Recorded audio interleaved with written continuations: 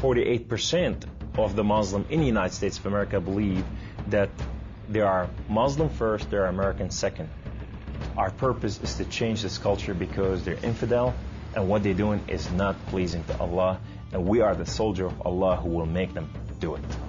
Kamal Salim was born in Lebanon to a devout Muslim family. As early as 4 years old, he remembers sitting at the kitchen table while his mother taught him about the Quran and his duty to Allah and jihad. From my childhood, my mom said, one day you'll be a martyr, my son. You will die for the sake of Allah and you will exalt Islam. She said, if you kill a Jew, my son, your hand will light up before the throne of Allah, and the host of heaven will celebrate what you have done. Kamal was 7 when his parents sent him to Muslim training camps to learn to use weapons and engage and kill the enemy. The boys were also taught another, more subtle form of warfare. We were training for what's called culture jihad, which is shifting cultures. Culture jihad is, it's unlike the sword, unlike the rifle, it is the jihad that will come into your world. By his 20s, Kamal was chosen to wage cultural jihad on America. In Islam, liberty, freedom, monarchy, all these are idols, and these must be brought down. So the liberty that you have in the United States of America, it's anti-Islam. You know, so America must be changed. So I moved to the Bible Belt specifically. The Bible Belt was the strongest of strongest. That's where the stout Christians are. And I want to take on the best of the best because I considered myself as a sword of Islam. I thought I'm anointed, I'm unique, I'm selected. I'm coming to a country and a culture to change it, and I have the power of Allah with me. In the early 1980s, Kamal entrenched himself in a small Midwestern town. He began targeting men from poor neighborhoods to recruit them to the Muslim faith. But one afternoon, his life would be in the hands of those he hated the most. I was going from one place to another to do a recruitment, and that day I had a car wreck. The car wreck was so severe, I ejected out of my car, landed on my neck, broke my neck in 2 places.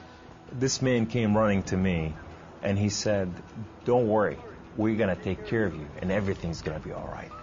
The ambulance came and picked me up, and now I go to the hospital. The orthopedic surgeon in the emergency room looked at my chart, and he just said, son, we are going to take care of you, and everything's going to be all right. The second day, I wake up in the hospital, and this head of physical therapy come and read my chart, and he turned around and he said the same thing word for word. We are going to take care of you. At first, Kamal was frightened by their words, because these men were all Christians. You see, in terrorism, if they said we're going to take care of you, you'd better run. Surgeries to repair Kamal's broken neck were successful, but recovery would take weeks. After being discharged from the hospital, he would need someone to care for him while he recuperated. Kamal had no one, so the orthopedic surgeon opened up his own home to this stranger. In his home, they put me in the choicest room, in the most beautiful thing. I became like part of their family. They didn't see me any different, and now they have a basket that says for Kamal. They put in money to free my bills from the hospital. Kamal was overwhelmed with the outpouring of Christian love. As he recovered, he began to help out around the house with cooking and cleaning. They have Jewish friends, they came from Israel, that they support, you know. And now I'm hugging Israelis and I'm cooking for Jews. I'm going, what has happened to me? When Kamal was able to take care of himself and return to his apartment, the doctor had another surprise for him. He said, this is the keys to the house, and here's an extra key. This is your new car. We just want to bless you. You can come anytime you want. So I go to my home, and I go to my cold place that I haven't been there in months, and dust is this thick. And I just got to settle this issue with my God to know that if it's real or not. So I walk inside, I shut the door, I go right in the eastern window, and I fall on my knees, and I put my hands to the heavens, and I cry up to my God. Allah, Allah, my Lord and my King, why have you done such a thing to me? I'm okay with the car wreck. I'm okay with all this, but why did you put me among Christians? I'm confused.